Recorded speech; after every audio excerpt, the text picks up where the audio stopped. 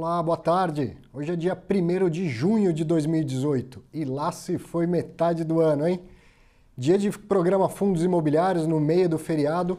Hoje, ao invés de trazer um convidado, eu resolvi eu mesmo bater um papo com você. Quero analisar essas recentes quedas do mercado de fundos imobiliários. Para quem é mais novo, assusta pra caramba. Para quem já tem mais experiência, assusta, não vou dizer que assusta, mas feliz ninguém fica quando o mercado cai, né? Então vou fazer uma análise, vou colocar alguns dados, vou trazer um pouco da minha opinião também, mas o principal é para quem está passando por isso pela primeira vez, eu acho que muita gente nunca sequer tinha investido em nenhum tipo de ativo negociado em bolsa, é passar uma mensagem de, olha, calma, entenda os fundamentos, entenda por que isso aconteça e olhe para frente. Então já, eu vou me fazer de entrevistado hoje e na sequência normal. Primeiro eu vou falar dos fatos relevantes da semana e aí os meus destaques serão essas análises do que vem acontecendo com o mercado de fundos imobiliários. Fatos relevantes. No dia 25 de maio, o VBI-FL 4440, o FVBI11, que é administrado pelo BTG, anunciou que o China Construction Bank pagou uma multa rescisória no valor de R$708 mil. A saída já tinha sido anunciada há um bom tempo, agora de fato aconteceu, eles pagaram a multa. Isso faz com que a receita do mês de maio seja 73% maior do que a do mês passado e a distribuição de rendimentos 83%, quase 84% maior. Claro que isso não é frequente, né? Isso não é receita operacional. Aconteceu uma vez só e não vai acontecer de novo. E agora o imóvel está vago e vai ser comercializado. Precisa chegar um novo inquilino o quanto antes. Dia 28/5, Mérito MFI11, administrado pela Planner, anunciou a aquisição de uma área na cidade de São Paulo pelo valor de R$2.200.000. Vai desenvolver lá um empreendimento residencial.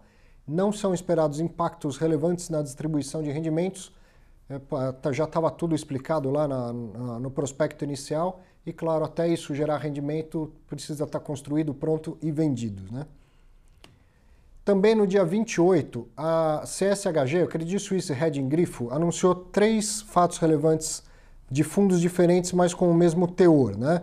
A Credit está renunciando à administração e convocando uma Assembleia Geral Extraordinária para que os cotistas então determinem um outro administrador ou a liquidação do fundo, caso eles não apontem um outro administrador.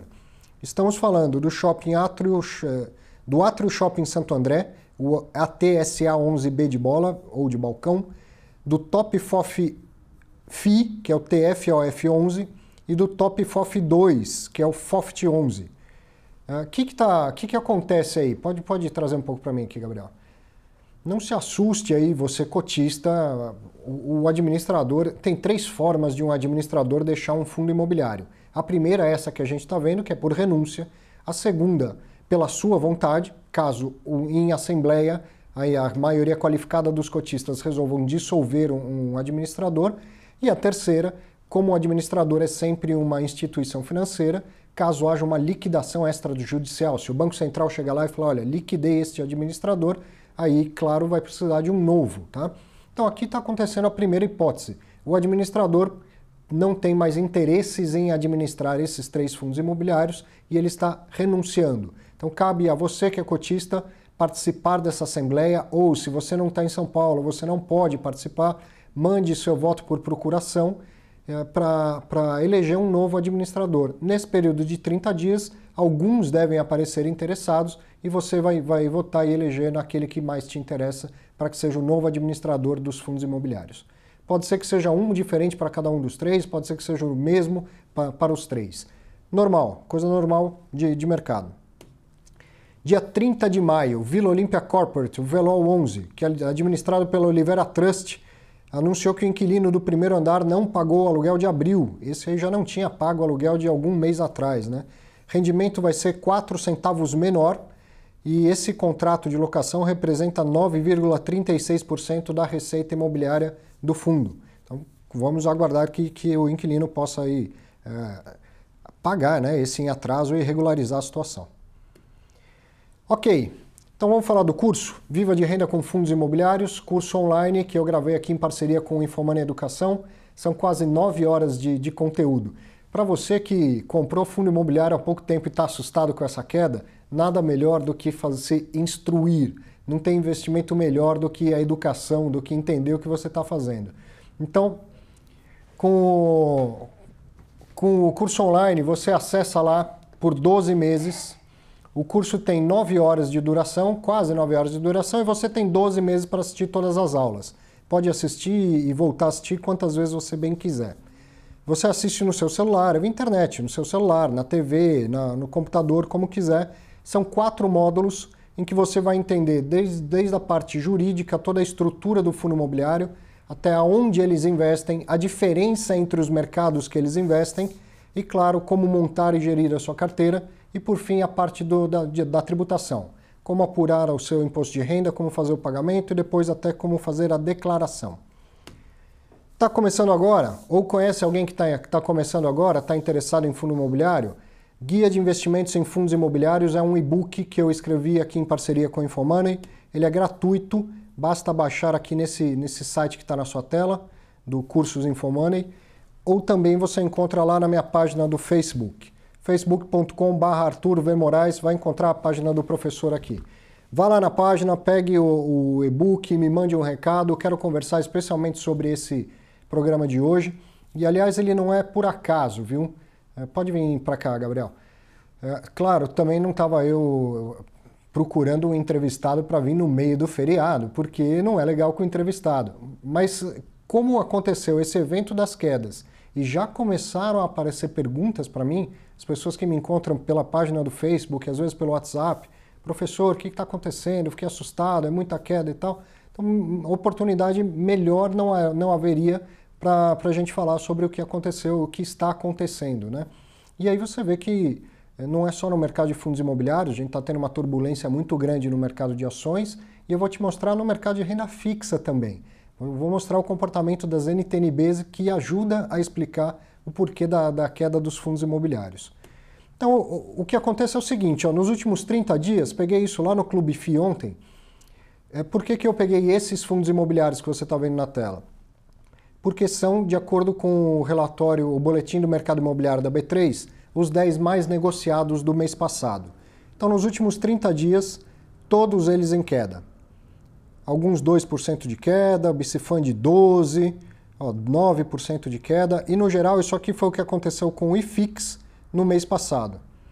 Assusta? Dá um friozinho na barriga? Assusta, lógico que assusta. Mesmo quem está acostumado não gosta de ver uma queda generalizada dessas. Tá preocupado? Tá pensando em vender tudo? Tá falando, nossa, esse negócio de fundo imobiliário não é o que eu pensei? Calma, deixa eu te ajudar aqui com um pouco de leitura de mercado, um pouco da minha opinião e tome suas decisões aí com parcimônia. Eu já espero que você tenha tido essa parcimônia e esse cuidado antes de investir. Se o fez, não deveria ficar preocupado agora. Quer ver? IFIX nominal, desde o seu começo, olha o tamanho da alta dos últimos anos. 78,7% desde janeiro de 2016. Se você entrou simplesmente por esse motivo, se é porque subiu muito que você resolveu comprar achando que ia subir para sempre, então aí eu devo dizer que você deveria se preocupar sim, porque falta fundamento para suas decisões de investimento, falta estratégia. Se foi só por isso que você investiu, ora, devia saber ou saiba agora que nada sobe para sempre e que não é normal uma classe de ativos, seja lá qual for, se valorizar tanto assim perenemente. Acontece em 1, 2 anos seguidos? Acontece. Sempre, consistentemente? Claro que não, senão esse mundo estava cheio de bilionários. Esse é o IFIX nominal, você sabe, eu gosto de ver em termos reais, ou seja, já descontado a inflação. Assim, desde o dia 6 de abril, vem uma queda aqui ó, de 6%. Não é porque subiu quase 80 que cair 6 é pouco, não é isso que eu quero dizer, não. Só estou mostrando que vem um período de alta, que teve quedas no meio do caminho, e que agora vem uma queda mais acentuada. Essa aí chamou a atenção, assustou muita gente, né? Termos reais, olha lá. O mesmo movimento representa uma alta de 64,2, já considerado o efeito da inflação, ou seja, acima da inflação, e a queda fica mais acentuada, né? A queda é de 6,5%, já considerando a inflação, então, ou seja, aquilo que desvalorizou as suas cotas mais o que você perdeu de poder de compra em virtude da inflação. Então dá 6,5% de queda desde o dia 6 de abril desse ano. Então, se você tem fundamentos, não se preocupe. Vamos começar a fazer uma análise aqui, ó. Olha que interessante. Opa, tô eu na tela junto com vocês, vendo o gráfico. Bem legal, hein, Gabriel? Olha aqui, ó. O que eu tenho na tela agora? Esse gráfico verde aqui é o IFIX, já em termos reais. E esse outro gráfico aqui, ó, é o do yield da NTN-B. O que é esse tal de yield da NTN-B? Bom, a NTN-B é o Tesouro IPCA, aquele que você encontra lá no site do Tesouro Direto. Eu peguei o de 2050, o Tesouro IPCA 2050. O que ele remunera? O IPCA mais X% ao ano. Então esse X% ao ano é o yield, ok? É isso que eu estou comparando aqui. Você percebe que quando o yield da NTN-B cai, os fundos imobiliários valorizam, ó, o IFIX valoriza e vice-versa, tem uma correlação negativa. Olha aqui, ó. Vem caindo, caindo, caindo, caindo, olha o que acontece com o IFIX. Correlação negativa, ele vem subindo. E chega aqui, ó, no mesmo momento em que a gente vê aquela queda de 6,5% em termos reais, olha a valorização do yield da NTN-B. Quer ver melhor? Ó? Vou fazer um recorte aqui, só desse período, ó. No dia 6 de abril, quem comprasse esse Tesouro IPCA ou NTN-B, a mesma coisa, comprava para ganhar IPCA mais 5,23% ao ano. E agora, no dia 30 de maio, comprava para ganhar IPCA mais 5,7% ao ano. Parece que não, mas é uma diferença muito grande. E a gente está falando de um título público, cujo risco de crédito é muito baixo e principalmente um título de renda fixa. O preço eu não preciso nem falar que não é fixo, basta olhar o gráfico para ver o quanto isso varia. A questão é, alguém que tenha comprado aqui, ó, no dia 6/4, comprou para ganhar IPCA mais 5,23. O preço vai oscilar durante toda a vida desse papel, mas a renda não. Quem investiu nesse dia vai ter garantido IPCA mais 5,23 lá no dia do vencimento. Por isso a renda é fixa, o preço não. E quem compra no dia 30 consegue IPCA mais 5,7.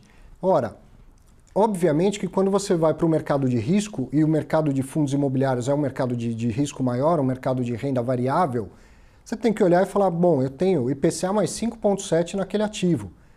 Quanto que eu espero ter de ganho com os fundos imobiliários para trocar, já que o meu dinheiro é único e eu tenho muitas opções?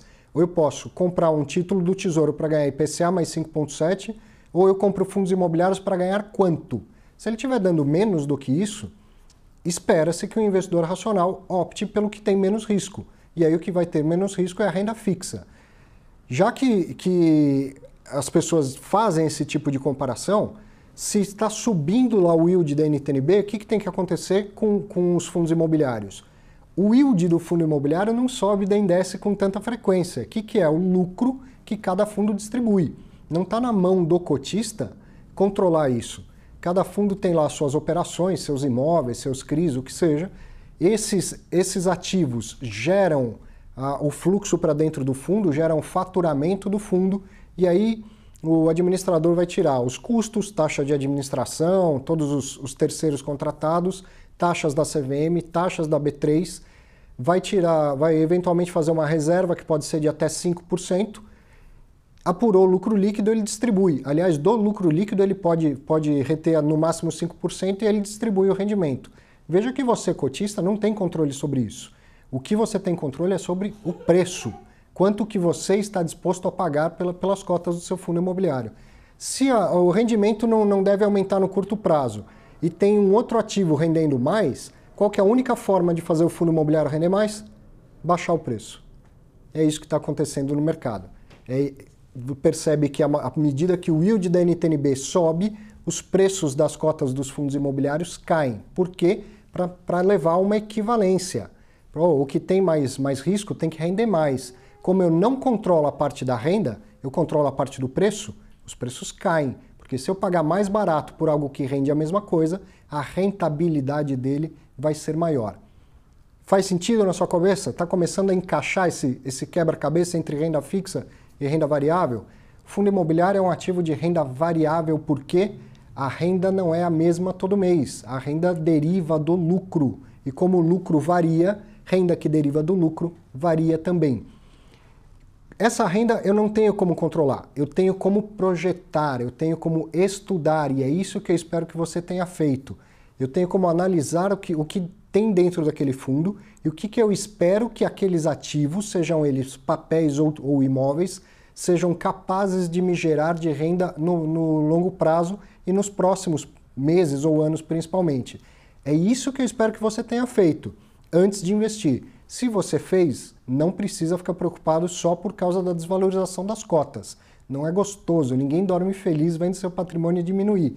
Mas se você analisou capacidade de geração de renda de um ativo, analisa ela de novo. Você acha que mudou alguma coisa por causa dessas quedas? Por causa da greve dos caminhoneiros? Por causa do Pedro Parente?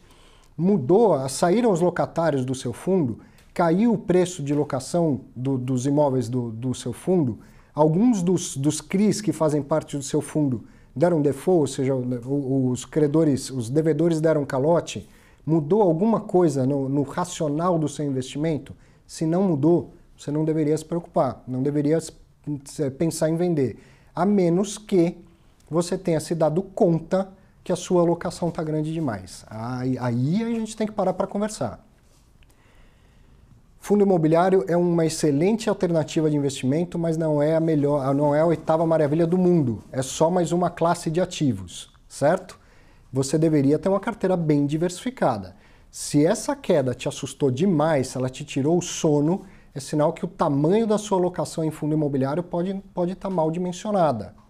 Dentro da sua pizza, dentro do seu portfólio, quanto que tem de fundo imobiliário, quanto que tem de renda fixa lá, de títulos do Tesouro, quanto que tem de Tesouro Selic, de Tesouro IPCA, ou de fundo DI, ou de CDB, coisas assim, e quanto que tem de ações, por exemplo, se é que você investe em ações, essas coisas precisam ser bem pensadas.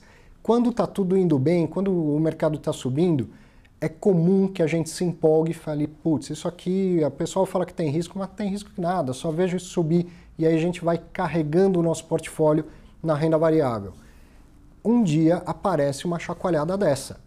Tá? E aí, se a gente carregou demais naquela parte do portfólio, aí percebe que não é bem assim, né? É melhor ter um pouco mais de parcimônia e ser consistente no longo prazo, se é essa a sua estratégia, do que tentar acertar o timing, colocar tudo lá de uma vez só e de repente explode aí uma guerra que uma greve que ninguém estava prevendo. O presidente da principal estatal do país pede demissão. Essas coisas não estão no nosso controle e elas acontecem. Prever que isso vai acontecer, eu não espero de você porque eu também não sou capaz. Mas eu sei que imprevistos acontecem.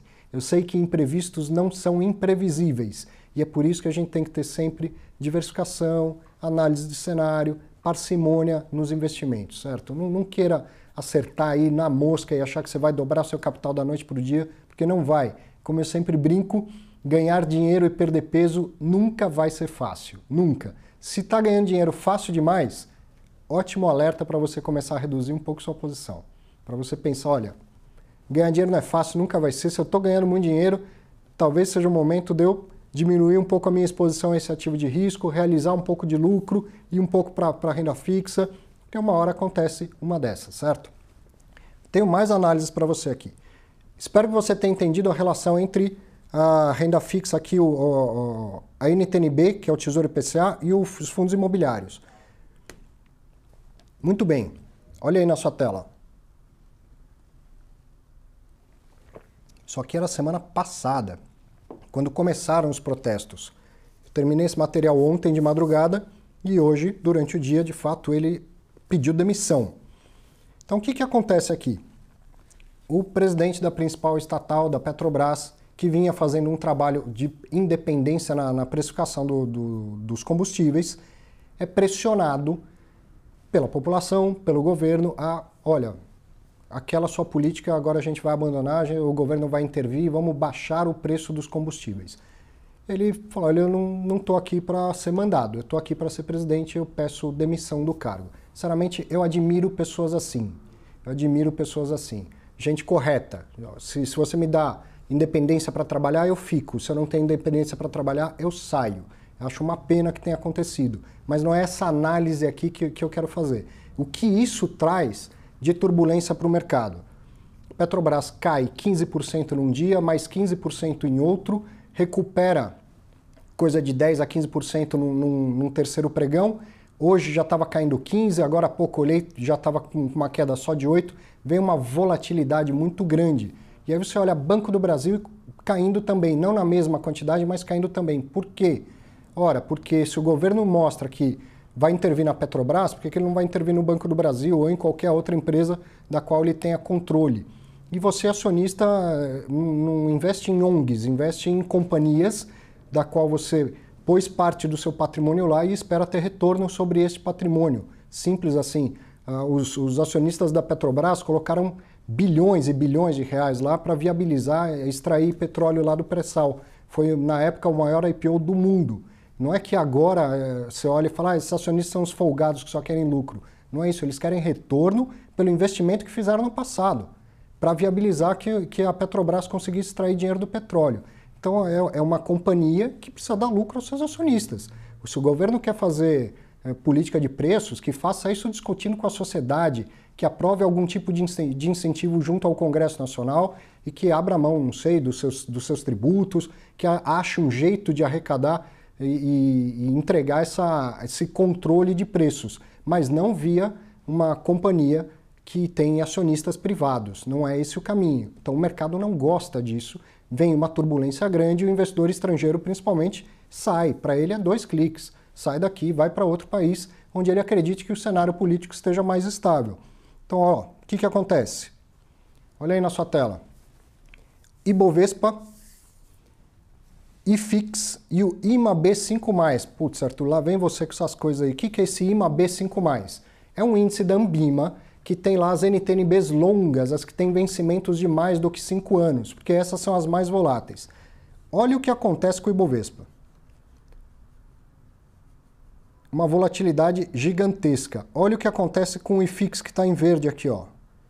Volatilidade? Claro que sim, mas muito menor. E se você compara com as NTNBs, que são títulos de renda fixa, a volatilidade é muito parecida entre IFIX e as NTNBs, o IMAB5+.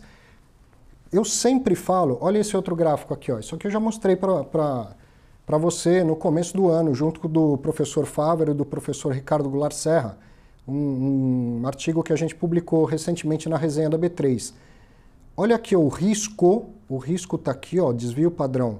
O risco do IFIX contra o risco do Ibovespa, do IDIV, do Small, de índices de ações.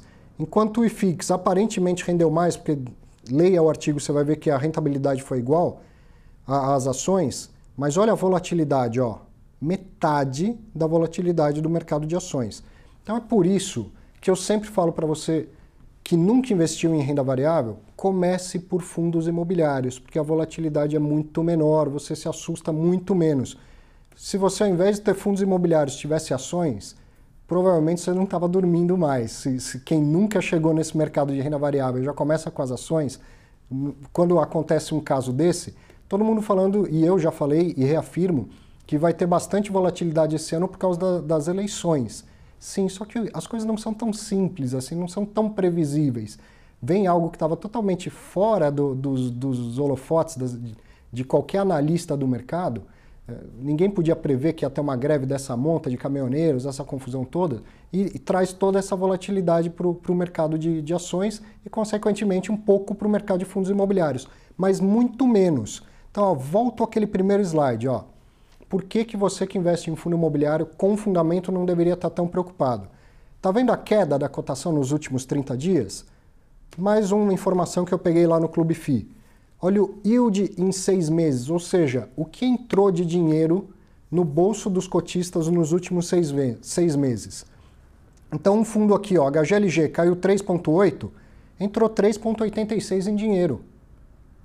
Pode-se dizer que não teve queda nenhuma aqui. O que caiu na cotação tem mais em dinheiro que entrou lá na conta todo mês nos últimos 6 meses do que essa desvalorização. KNCR caiu 2 e pagou 3,4 de yield e assim por diante.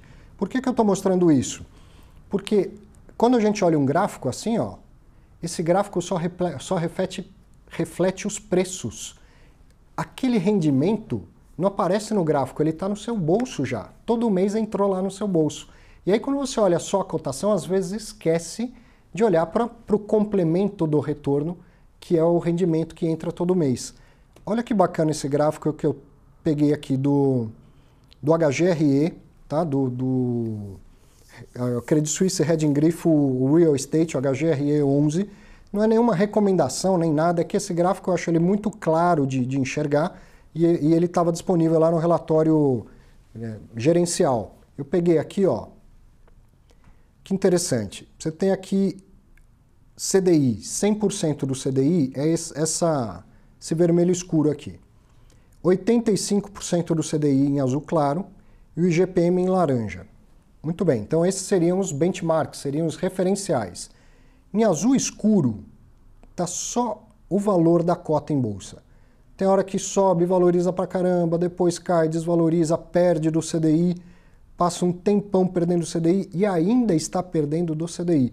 Isso para quem olha só a cota. Só que lembra que todo mês entra um dinheirinho no seu bolso, às vezes mais, às vezes menos, porque essa renda é variável, sempre bom repetir isso. Mas essa renda que vai entrando todo mês e acumulando, olha o efeito de cotação mais renda no retorno do investidor. Ó. Por mais que os preços caiam, quando você combina preço com renda, olha o que está acontecendo. Percebe? Então, se é essa a sua intenção, se é essa a sua estratégia ao investir em fundos imobiliários, obter renda consistente de longo prazo, saiba que você está em um bom veículo para isso e não deveria se preocupar com esse tipo de queda de preço, porque eles vão acontecer. Seu projeto é de longo prazo, você está aqui para 10, 15, 20 anos, olha, isso vai acontecer muitas vezes ao longo desse caminho. Mas dá uma olhada sempre para a renda e olhe para frente. Não adianta olhar o último rendimento, porque aquilo é passado. Aquilo é olhar para o retrovisor. Você tem que olhar para frente. Qual é a renda que eu espero que vai acontecer no futuro? Olha que legal. André Batti, quando esteve aqui, o que ele me fala? Entrar no topo não é fatal. Será que o mercado estava em topo? Sei lá, talvez amanhã tenha um topo maior do que o último. Mas considerando essa última queda, o André Batti veio aqui e falou, olha, entrar no topo não é tão fatal. Duro é entrar no topo e sair na baixa. Então cuidado para não se assustar e sair vendendo no momento de baixa. Quer ver um outro destaque muito legal? Luiz Maurício Garcia vem aqui, eu disse que queria trocar a vinheta do programa, inclusive por essa fala dele. Ó. O investidor deve ficar atento a 3 pilares: localização, qualidade do ativo e qualidade da gestão. Então, vou repetir.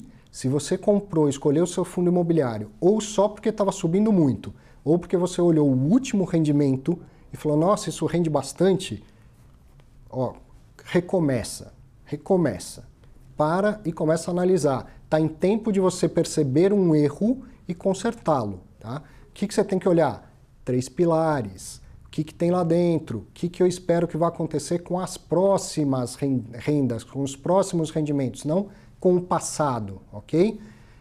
3 pilares: localização, qualidade do ativo e qualidade da gestão. Uma outra citação que eu trouxe aqui, ó. Ninguém estava sabendo desses 3 aí que eu ia fazer isso, viu? Marcelo da Costa Santos, NAI Brasil. O mercado como um todo não está prestando atenção aos ciclos do mercado imobiliário. Olha o ciclo aqui na sua tela, ó. Eu não vou ficar explicando o ciclo agora, porque a gente já está chegando ao final. E, poxa, o pessoal de consultoria que vem para cá explica. Mas dá uma olhada aqui, ó. Mercado de escritórios de São Paulo. O que te parece que tem para acontecer nos anos para frente? É esse tipo de análise que você deve fazer, e não do passado. E aí, quero falar mais uma coisinha. Vou entrar no site do Infomoney essa semana. Você já deve estar habituado, tem lá a frase da semana e tinha essa aqui, ó. Por trás de cada ação há uma empresa. Descubra o que ela está fazendo. Eu peço licença ao autor aqui, Peter Lynch. Eu fiz algumas adaptações, ó. Por trás de cada FII há um patrimônio. Descubra o quanto é bom.